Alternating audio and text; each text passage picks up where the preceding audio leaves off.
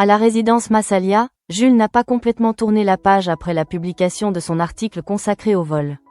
Il sait que son initiative a provoqué des tensions, notamment avec Steve, et ressent le besoin de remettre les choses à plat. Lorsqu'il retrouve son ami, il commence donc par lui présenter ses excuses, conscient d'avoir peut-être dépassé certaines limites au nom de son travail. Steve ne semble pourtant pas décidé à lui en tenir rigueur. Loin de prolonger le conflit, il préfère retenir quelque chose de positif de cette dispute.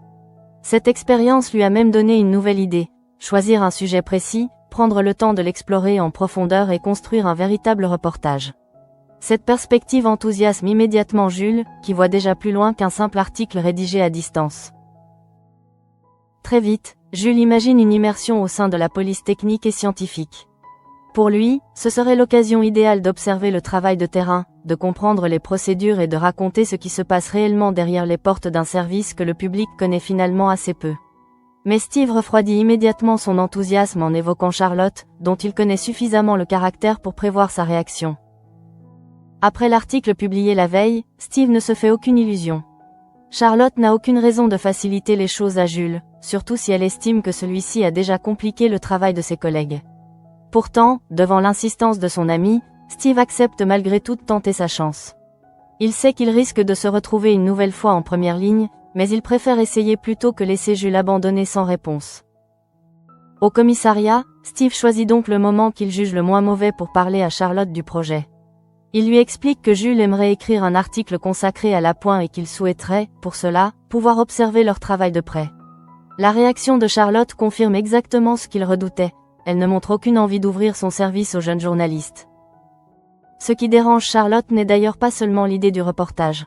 Elle aurait peut-être envisagé la demande différemment si Jules avait trouvé le courage de venir la formuler lui-même. À ses yeux, envoyer Steve à sa place ressemble surtout à une manière d'éviter une confrontation inconfortable. Son jugement est sévère et elle ne cherche pas à l'adoucir, elle n'apprécie pas ceux qui se dérobent. Steve encaisse le refus, avec la désagréable impression d'être devenu l'intermédiaire permanente entre deux personnes qui devraient simplement se parler. Il avait accepté de rendre service à Jules, mais le voilà encore une fois rappelé à l'ordre par Charlotte. Ce nouvel échec commence à peser sur lui, d'autant qu'il savait dès le départ que ses chances de convaincre la technicienne étaient extrêmement faibles. Lorsqu'il revient à Massalia, Steve ne prend même pas la peine d'entretenir l'espoir de Jules. Il lui annonce directement que la tentative a échoué et lui fait comprendre qu'à cause de lui, il vient d'être recadré pour la deuxième fois en quelques jours. À ses yeux, le constat est désormais évident. Jules n'a pratiquement aucune chance d'obtenir l'autorisation qu'il réclame. Mais Jules n'est pas du genre à renoncer simplement parce qu'une porte vient de se refermer. Au contraire, le refus semble réveiller chez lui cette obstination qui accompagne souvent sa curiosité journalistique. S'il ne peut pas convaincre Charlotte par l'intermédiaire de Steve, il faudra trouver une autre approche. Il commence alors à réfléchir à un moyen de l'amadouer, persuadé qu'aucune décision n'est réellement définitive.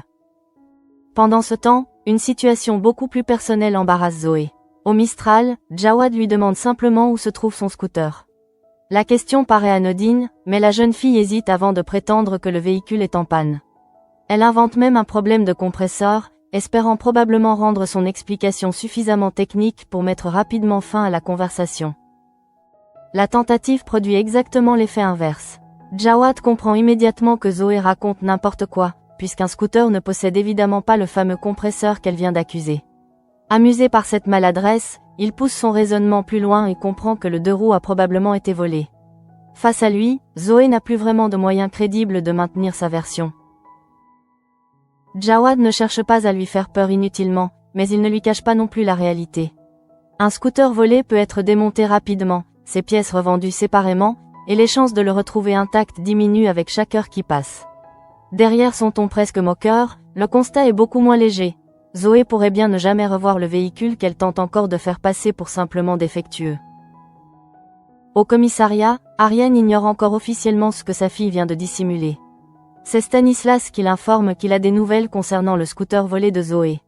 Surprise, Ariane refuse pourtant de montrer qu'elle découvre l'affaire à cet instant. Par réflexe autant que par fierté maternelle, elle fait comme si Zoé lui avait évidemment déjà parlé du vol et demande simplement où se trouve le deux roues. La conversation lui réserve cependant une seconde surprise. En échangeant avec Stanislas, Ariane apprend que c'est lui qui avait vendu le scooter à Zoé. Ce détail éclaire d'un jour nouveau toute l'histoire et renforce probablement son malaise. Ce n'est plus seulement un véhicule disparu, c'est aussi la preuve que sa fille continue parfois d'organiser certaines choses sans lui en parler, puis choisit le silence lorsque la situation se complique. Ariane demande alors à Stanislas de l'accompagner pour récupérer le scooter. Elle ne transforme pas immédiatement sa déception en colère. Depuis tout ce qu'elle a traversé avec Zoé, elle sait combien leur relation repose sur un équilibre fragile entre liberté et confiance. Forcer sa fille à tout raconter ne servirait à rien. Ce qu'elle souhaite réellement, c'est que Zoé choisisse elle-même de ne plus lui cacher les difficultés. De son côté, Zoé confie à Aya qu'elle n'a toujours aucune nouvelle du scooter. Plus le temps passe, plus elle comprend que les prédictions de Jawad risquent de se vérifier. Elle tente de garder une certaine distance, mais son inquiétude est évidente. Au-delà de la perte matérielle, elle sait également qu'elle devra tôt ou tard affronter Ariane et expliquer pourquoi elle lui a caché une affaire aussi simple. C'est précisément à ce moment qu'Ariane arrive, un casque à la main. La surprise de Zoé est immédiate. Sa mère lui annonce que le scooter a été retrouvé et qu'elle accepte de le lui rendre. Pourtant, Ariane ne veut pas réduire cette histoire à une simple récupération de véhicule. Ce qui compte pour elle se trouve ailleurs, dans ce silence que Zoé a choisi et qu'elle refuse de voir s'installer entre elles. Avec calme, Ariane lui fait comprendre qu'elle ne veut plus qu'elle cesse de se dire les choses lorsqu'un problème apparaît. Elle demande à Zoé de lui accorder autant de confiance qu'elle-même essaie de lui en donner, tout en lui rappelant de faire attention. Il n'y a ni grand reproche ni sanction spectaculaire, seulement une mère qui cherche à préserver un lien encore précieux malgré leur maladresse. Zoé comprend le message. Cette fois, elle ne cherche pas à détourner la conversation ni à inventer une nouvelle excuse. Entre la peur d'être jugée et la volonté de rester indépendante, elle avait choisi de cacher la vérité. Ariane lui offre pourtant exactement ce qu'elle craignait de ne pas recevoir, une seconde chance sans humiliation. La tension retombe enfin, laissant place à une réconciliation simple mais importante.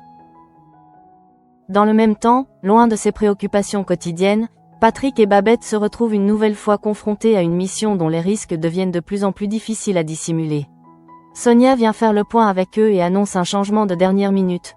Patrick devra se rendre seul à la garden party. Une décision qui surprend Babette et bouleverse immédiatement ce qui avait été prévu. Pour Sonia, il ne s'agit pas d'un caprice. Elle estime que la présence simultanée de Patrick et Babette pourrait éveiller des soupçons, mais surtout que Babette manque encore des automatismes indispensables sur le terrain. Dans une opération où le moindre geste peut attirer l'attention, l'expérience compte autant que le courage. Sonia préfère donc réduire les risques, même si elle sait que cette décision sera difficile à accepter. Babette n'aime évidemment pas être tenue à l'écart. Après tout ce qu'elle a déjà accepté pour aider Patrick, entendre qu'elle n'est pas suffisamment préparée ressemble presque à une remise en cause de son engagement. Pourtant, derrière la fermeté de Sonia se cache une inquiétude bien réelle. La mission a déjà franchi une limite dangereuse et personne ne peut encore mesurer jusqu'où les conséquences pourraient les entraîner. Alors que Babette tente encore d'accepter l'idée d'être écartée de la garden party, la discussion avec Sonia devient plus tendue. Patrick, lui, reste partagé entre la nécessité de respecter les consignes et l'envie de ne pas laisser sa femme dans l'incertitude. Tous trois savent que la situation a changé depuis que la menace s'est rapprochée d'eux, mais personne ne mesure encore à quel point. Sonia insiste sur un point essentiel, le terrain ne s'improvise pas. Babette peut comprendre les enjeux, apprendre rapidement et faire preuve de sang-froid, mais cela ne remplace pas les réflexes acquis avec l'expérience. Dans une mission où un regard trop long, une hésitation ou une réponse mal placée peuvent éveiller des soupçons, Sonia refuse de laisser la moindre faiblesse compromettre l'opération. Babette encaisse difficilement cette mise à l'écart. Depuis le début, elle a accepté de suivre Patrick dans une histoire qui dépasse largement leur quotidien. Elle s'est adaptée, a pris des risques et a essayé de comprendre les règles d'un univers qui n'est pas le sien. Être maintenant considéré comme un danger potentiel lui donne le sentiment d'avoir été utile tant que la situation restait maîtrisable. Patrick tente de calmer les choses. Il connaît suffisamment Babette pour savoir que la brusquer ne ferait que renforcer sa frustration.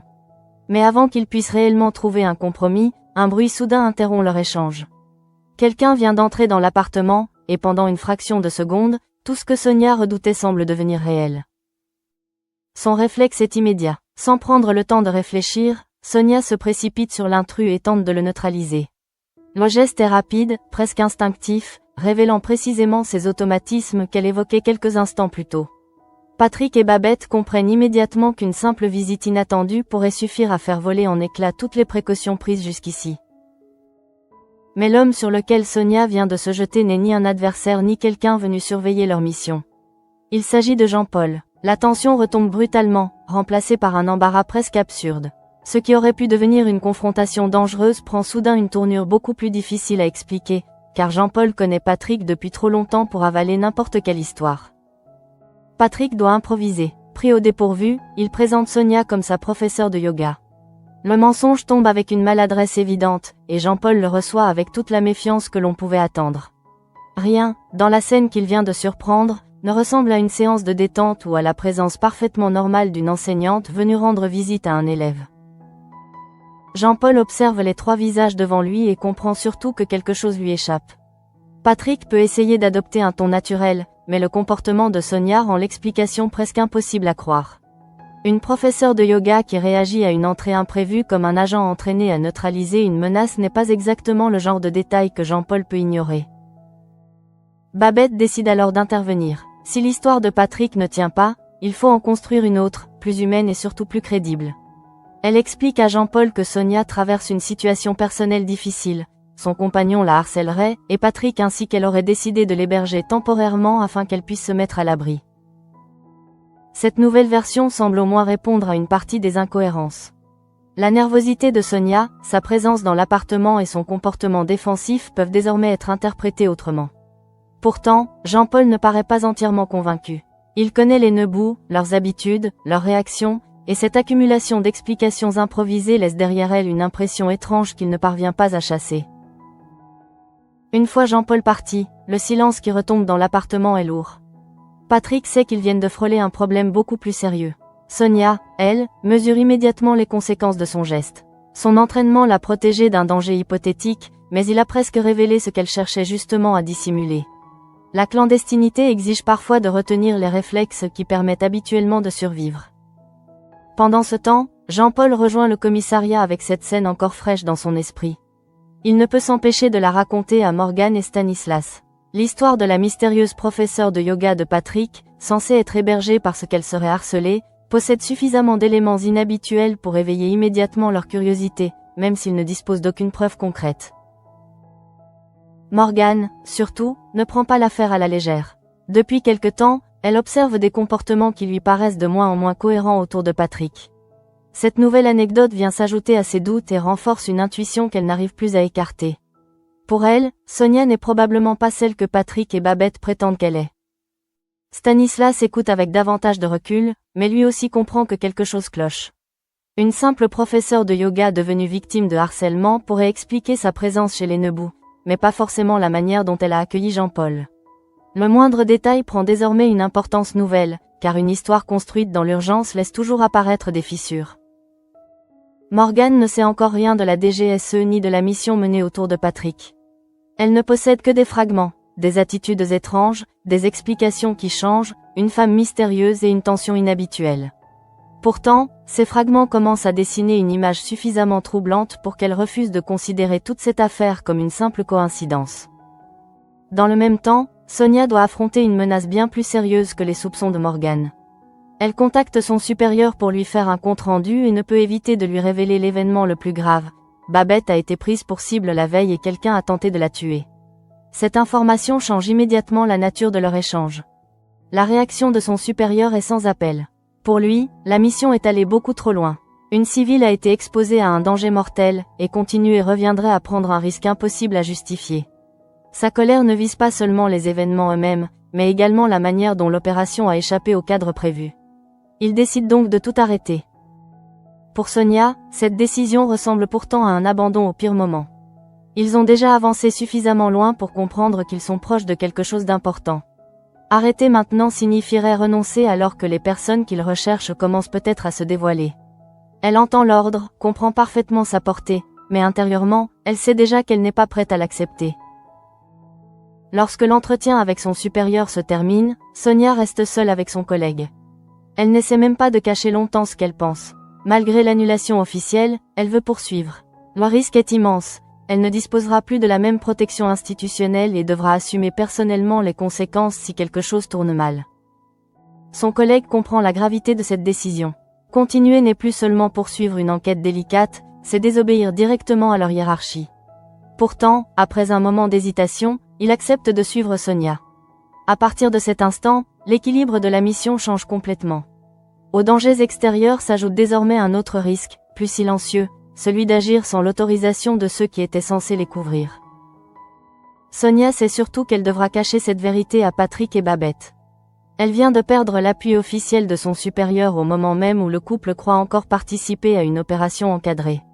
Le fossé entre ce qu'ils pensent savoir et la réalité vient de s'élargir dangereusement, et chaque nouvelle étape obligera désormais Sonia à maintenir ce mensonge supplémentaire. Pourtant, le temps manque pour remettre toute la stratégie à plat. Patrick et Babette doivent continuer à avancer, car leurs contacts peuvent les rapprocher de la personne recherchée.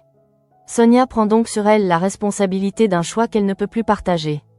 Derrière son assurance professionnelle commence à apparaître une tension qu'elle devra dissimuler avec autant de soin que l'existence même de la mission. Patrick et Babette poursuivent malgré tout leur progression, sans savoir que Sonia vient de franchir une ligne importante en désobéissant à sa hiérarchie. De leur point de vue, l'opération reste encadrée, surveillée, contrôlée par des professionnels qui peuvent intervenir si la situation dégénère. Cette conviction leur permet encore d'avancer, même si la tension des dernières heures a profondément changé leur manière d'aborder chaque rencontre. Le couple se rend alors au restaurant du centre nautique, un lieu où Patrick espère pouvoir identifier la personne qu'il recherche. L'ambiance est en apparence ordinaire, presque élégante, mais pour lui chaque visage mérite désormais une attention particulière. Il doit observer sans paraître observé, écouter sans montrer qu'il attend une information précise, et conserver cette identité fabriquée qui peut s'effondrer au moindre faux pas. C'est alors que Bertrand Delamarre, directeur du Cercle de Voile de Marseille, se dirige vers Patrick avec une hostilité difficile à masquer. Son approche est directe et suffisamment agressive pour modifier immédiatement l'atmosphère. Bertrand lui fait comprendre qu'il ne manque pas de culot en venant ici. Patrick sent aussitôt qu'il vient de toucher un point sensible, mais il doit déterminer très vite si cet homme correspond réellement à sa cible. Quelques secondes lui suffisent pour comprendre que ce n'est pas le cas. Bertrand peut être méfiant, irrité et visiblement lié à une partie de ce milieu, mais Patrick reconnaît qu'il ne s'agit pas de la personne qu'il doit identifier. Il décide donc de couper court à l'échange. Insister serait inutile et pourrait même attirer l'attention sur lui alors que sa couverture reste déjà suffisamment fragile. Babette observe la scène avec une vigilance nouvelle. Elle a entendu Sonia lui rappeler qu'elle manque d'expérience, et cette remarque continue de résonner dans son esprit. Face à Bertrand, elle comprend concrètement ce que signifie évoluer sur un terrain où chaque réaction doit être maîtrisée. Elle aimerait aider Patrick, mais elle sait aussi qu'une intervention maladroite pourrait transformer une simple altercation en véritable problème. À cet instant, une autre présence change entièrement la dynamique. Tamara Kadine s'approche à son tour de Patrick. Contrairement à Bertrand, elle ne cherche pas à le provoquer. Son attitude est suffisamment naturelle pour ne pas alerter les personnes autour d'eux, mais Patrick sait que chaque mot prononcé avec elle peut avoir une importance considérable. La mission semble soudain entrer dans une phase plus délicate. Tamara lui propose alors de venir à la garden party en compagnie de Babette. La proposition prend Patrick de court, précisément parce qu'elle entre en contradiction avec les dernières instructions données par Sonia. Celle-ci voulait que Patrick s'y rende seul afin de limiter les risques, mais Tamara vient elle-même d'intégrer Babette au scénario. Refuser pourrait paraître étrange, accepter bouleverse toute la stratégie préparée jusque-là. Babette comprend elle aussi ce que cette invitation implique. Quelques heures plus tôt, Sonia voulait l'écarter au nom de sa sécurité et de son manque d'automatisme. Désormais, rester en dehors de l'événement risque au contraire de devenir suspect. La jeune femme que l'on souhaitait protéger devient soudain un élément nécessaire de la couverture, sans avoir eu le temps d'acquérir davantage d'expérience. Patrick choisit de ne pas montrer son trouble. Devant Tamara, il doit accueillir l'invitation comme quelque chose de parfaitement logique. Son rôle exige cette souplesse permanente, accepter l'imprévu sans laisser apparaître la moindre hésitation. À l'intérieur pourtant, il sait qu'ils devront immédiatement prévenir Sonia, car cette modification ne concerne pas seulement leur confort, mais tout l'équilibre de l'opération. La rencontre se termine sans confrontation ouverte. Patrick et Babette quittent le centre nautique avec une information capitale, mais également avec davantage de questions. Le couple ne sait pas pourquoi Tamara tient précisément à ce que Babette soit présente. Cette invitation peut être anodine, stratégique ou même destinée à vérifier quelque chose. Faute de certitude, ils doivent simplement rapporter les faits. De retour à l'appartement, Patrick et Babette retrouvent Sonia pour faire le point. Ils lui racontent d'abord leur échange avec Bertrand Delamarre et expliquent que Patrick a rapidement compris qu'il ne correspondait pas à la personne recherchée. Mais Sonia se concentre surtout sur la suite. Tamara a personnellement invité Patrick à venir à la garden party avec sa femme. La réaction de Sonia est difficile à dissimuler. Elle ne s'attendait pas à ce retournement, et cette invitation rend son plan précédent impossible à appliquer. Babette ne peut plus être simplement retirée de l'opération sans éveiller une interrogation chez Tamara. Sonia doit donc repenser immédiatement les risques, alors même que son supérieur a déjà officiellement annulé la mission. Cette dernière information, pourtant essentielle, reste enfermée dans son silence. Patrick et Babette ignorent toujours que Sonia n'agit plus avec l'accord de sa hiérarchie. Ils la regardent comme la personne chargée de leur dire ce qu'ils doivent faire, persuadés que ces décisions bénéficient encore de tout le soutien nécessaire. Chaque seconde où Sonia laisse cette croyance intacte transforme son omission en mensonge plus lourd. Babette remarque cependant son inquiétude. Elle connaît suffisamment les réactions humaines pour comprendre que Sonia n'est pas aussi sereine qu'elle voudrait le paraître. Après avoir insisté quelques heures plus tôt sur les dangers d'une présence à la garden party, l'agent doit maintenant envisager exactement l'inverse. Rien dans cette journée ne se déroule selon les plans, et cette instabilité devient presque plus inquiétante que la menace elle-même. Patrick, de son côté, tente de rester pragmatique. Tamara veut qu'ils viennent ensemble, ils devront donc probablement y aller ensemble. Pourtant, il cherche dans le regard de Sonia une confirmation que cette décision reste raisonnable. Il sait que sa propre expérience policière ne suffit pas forcément face à une opération de ce niveau, et il compte sur elle pour mesurer les risques qu'il ne peut pas encore identifier. Sonia choisit alors de ne rien révéler. Elle ne leur dit ni que son supérieur a décidé d'arrêter l'opération, ni qu'elle a choisi de poursuivre malgré cet ordre. Elle sait pourtant que cette vérité changerait immédiatement leur manière d'envisager la suite. Babette pourrait refuser de continuer.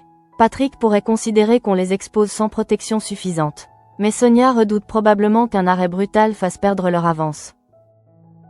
Elle préfère donc maintenir l'apparence d'une situation maîtrisée.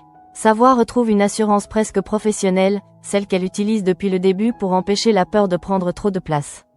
Elle leur demande de ne pas s'inquiéter et affirme que tout est sous contrôle. Les mots sont simples, rassurants, exactement ceux dont Patrick et Babette ont besoin à cet instant. Pourtant, leur signification a changé. Quelques heures auparavant, Sonia pouvait encore croire qu'une structure entière surveillait leur progression. Désormais, elle sait qu'elle avance contre l'avis de son supérieur, avec un collègue qui a accepté de la suivre et des civils qui ignorent la véritable situation. Dire que tout est sous contrôle relève autant de la volonté que de la réalité. Babette écoute cette affirmation sans connaître ce qu'elle dissimule.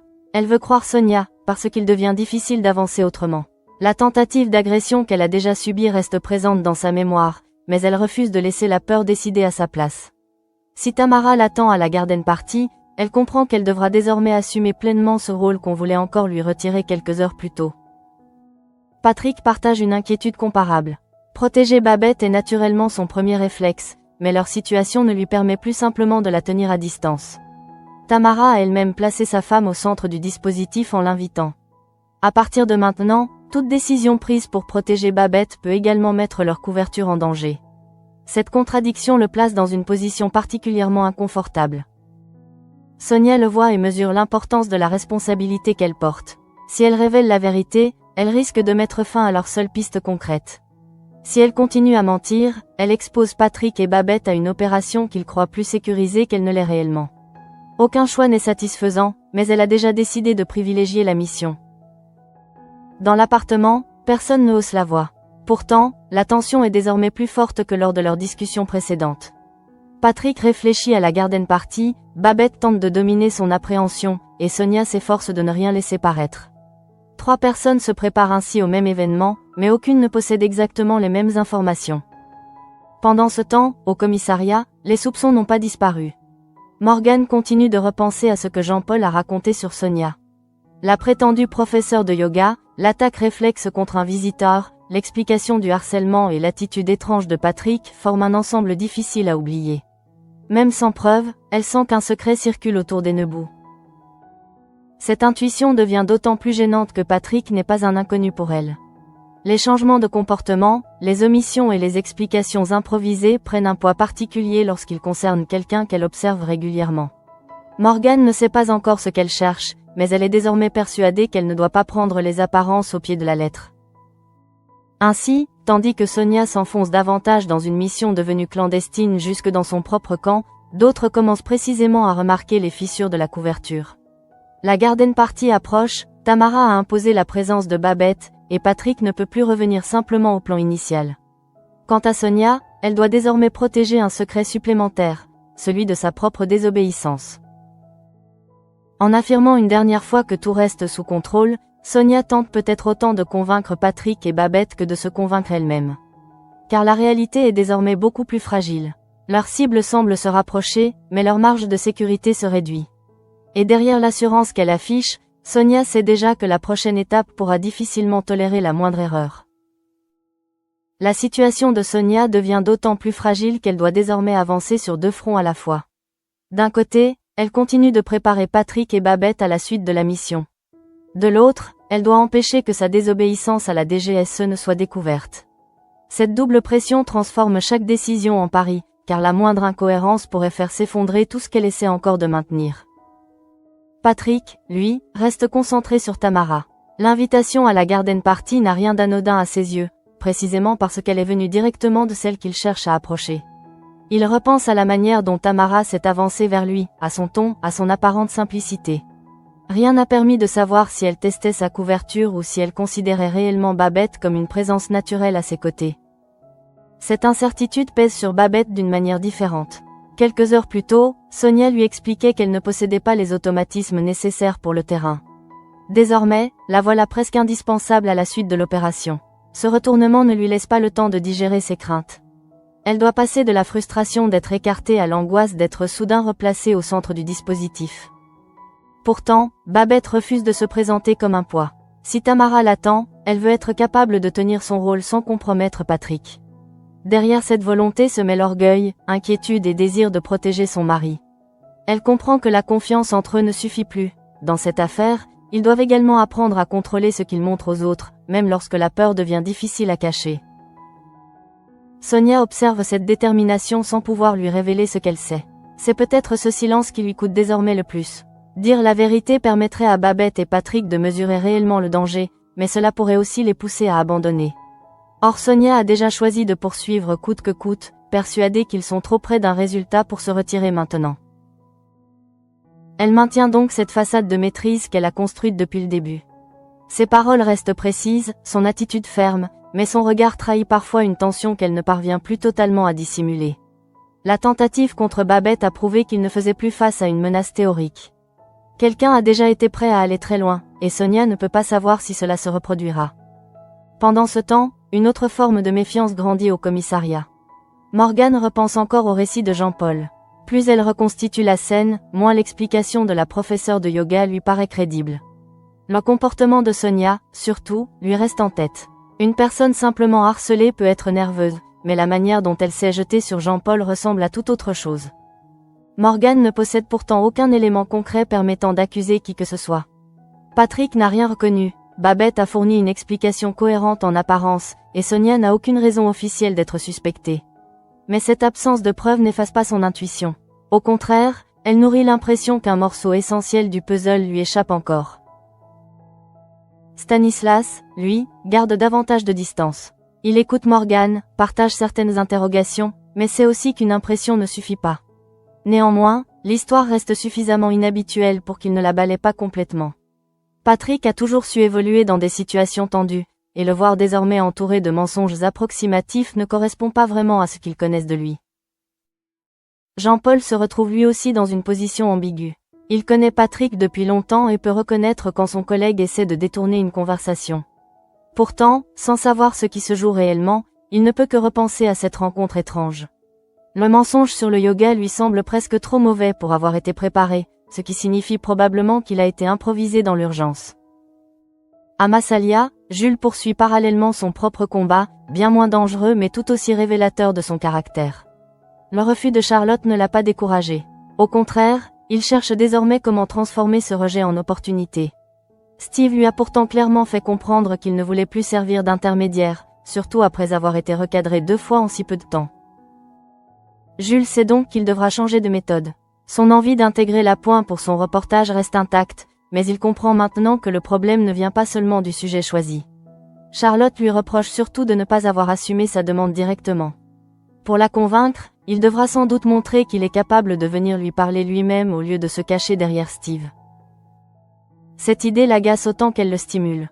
Jules aime provoquer des réactions par ses articles, mais il découvre qu'un travail d'immersion exige autre chose. Convaincre ceux qu'il souhaite observer, gagner leur confiance et accepter d'être confronté à leurs reproches. Charlotte lui oppose précisément cette exigence. Elle ne veut pas seulement un journaliste curieux, elle veut quelqu'un capable d'assumer les conséquences de ce qu'il publie. Steve, de son côté, regarde l'obstination de son ami avec un mélange d'amusement et de lassitude. Il sait que Jules n'abandonnera pas facilement, mais il refuse désormais de payer le prix de cette ténacité à sa place. Leur dispute précédente est terminée, mais cette nouvelle affaire montre que leur amitié repose aussi sur une limite. Aider ne signifie pas tout faire pour l'autre. Au Mistral, Zoé ressent également les conséquences d'une autre forme de confiance. Le retour de son scooter aurait pu suffire à refermer l'incident, mais les paroles d'Ariane restent plus importantes que le véhicule lui-même. Sa mère n'a pas choisi de la punir. Elle lui a demandé quelque chose de plus difficile, arrêter de cacher ce qui lui arrive dès qu'elle craint une réaction. Pour Zoé, cette demande touche un point sensible. Son parcours lui a appris à compter sur elle-même, à garder certains problèmes pour elle et à chercher une solution avant de demander de l'aide. Avec Ariane, elle découvre progressivement une autre manière de fonctionner, fondée non pas sur la surveillance, mais sur la confiance réciproque. Cette évolution ne peut pourtant se faire sans maladresse. Aya, témoin de l'inquiétude de Zoé avant le retour d'Ariane, mesure probablement combien cette histoire l'avait affectée. Le scooter n'était pas seulement un moyen de transport. Il représentait une part de l'indépendance que Zoé cherche à préserver. Le perdre, puis devoir reconnaître qu'elle avait caché la vérité à sa mère, menaçait donc davantage que son simple confort quotidien. Ariane, elle, choisit de ne pas transformer cette affaire en procès. Elle aurait pu reprocher à Zoé son mensonge, rappeler tout ce qu'elles ont déjà traversé ou imposer de nouvelles règles. Elle préfère au contraire lui rendre le scooter et mettre l'accent sur leur relation. Ce choix révèle surtout sa volonté de ne pas reconstruire entre elles une distance qu'elles ont eu tant de mal à réduire. Dans l'appartement des Neubou, le contraste est saisissant. Là où Ariane tente de consolider une relation par davantage de vérité, Sonia maintient Patrick et Babette dans une illusion volontaire. Elle leur assure que l'opération reste maîtrisée alors qu'elle sait exactement le contraire. Son mensonge n'est pas destiné à les trahir, mais à préserver une mission qu'elle juge encore essentielle. Cette distinction ne rend pourtant pas la situation moins dangereuse. Patrick et Babette prennent leurs décisions en pensant être protégés par une structure qui, en réalité, a déjà ordonné l'arrêt. Sonia a choisi à leur place de continuer, et ce choix pourrait modifier profondément leur réaction s'ils venaient à le découvrir. Plus elle attend, plus il devient difficile de leur avouer la vérité. La garden party se rapproche ainsi comme une échéance que personne ne peut réellement contrôler.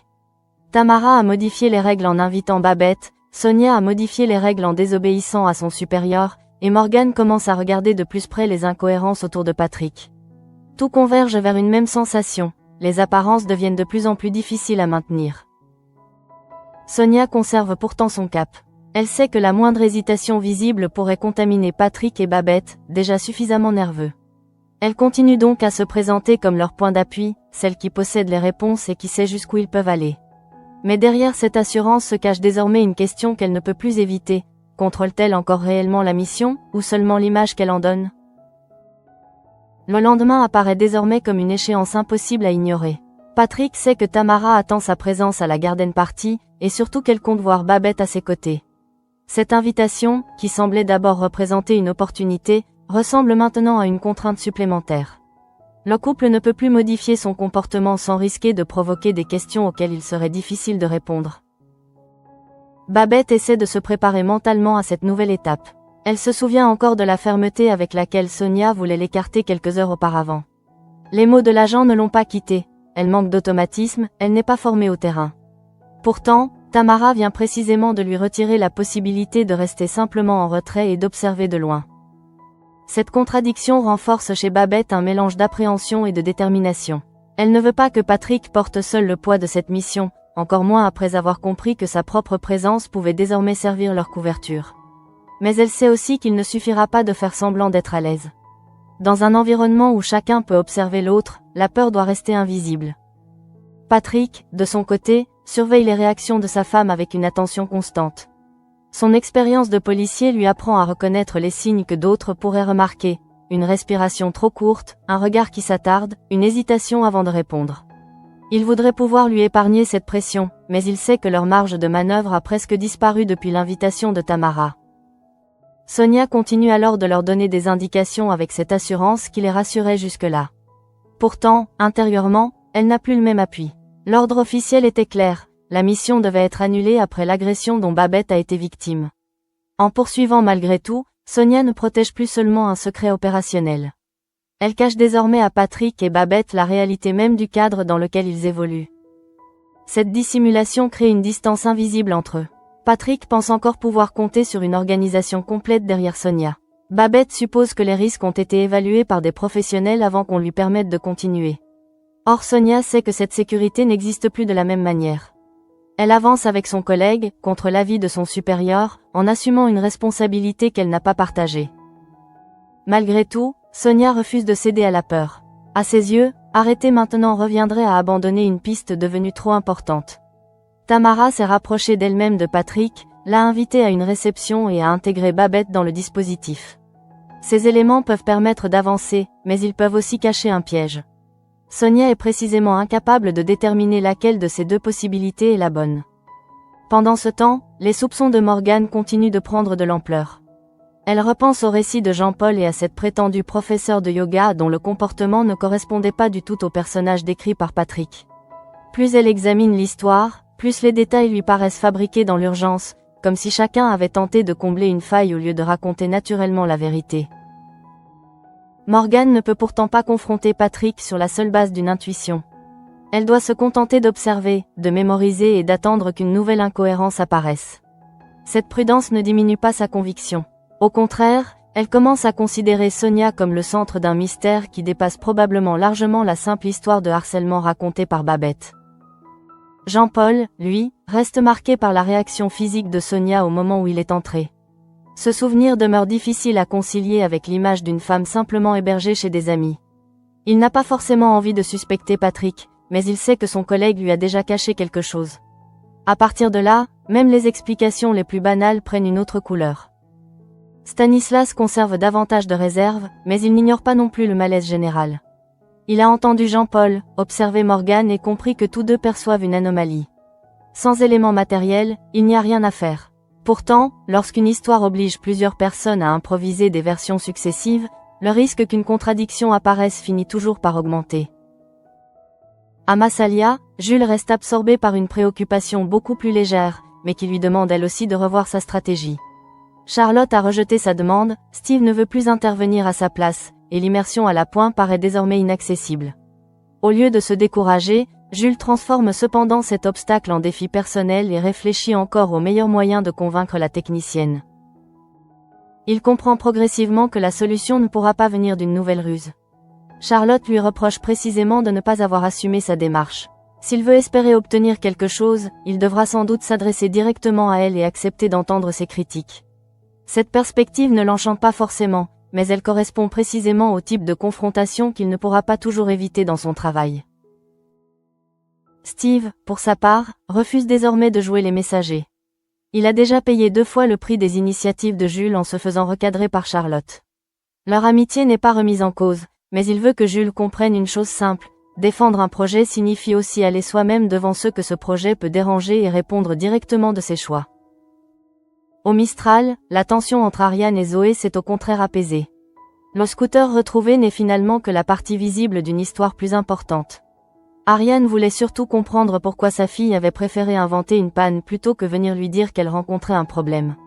La réponse se trouve moins dans le mensonge lui-même que dans les réflexes de protection que Zoé conserve encore. Zoé commence pourtant à mesurer la différence entre dépendre de quelqu'un et lui faire confiance. Ariane ne lui demande pas de renoncer à son autonomie. Elle veut seulement ne plus être tenue à distance lorsqu'un problème survient.